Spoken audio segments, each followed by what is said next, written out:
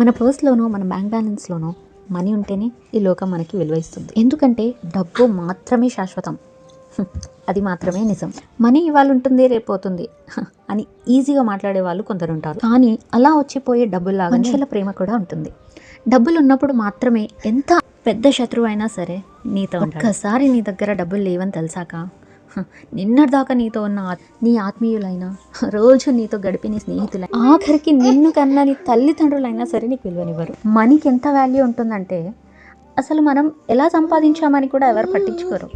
Just మన దగ్గర money ఉంటే చాలు, ఈ లోకమే మనకి సెల్యూట్ చేస్తుంది. అదే మనీ మన దగ్గర లేకపోతే మన క్యారెక్టర్ ఎంత గొప్పదైనా సరే ఈ లోకంలో మనకు అసలు వాల్యూయే ఇవ్వరు. సో ఫస్ట్ మన దగ్గర ఉండాల్సింది డబ్బులు. అది ఉంటే చాలు, ఆటోమేటిక్గా అన్నీ మన దగ్గరకు వచ్చేస్తాయి. అందుకని ఖర్చులు తగ్గించి డబ్బులు సంపాదించాలి.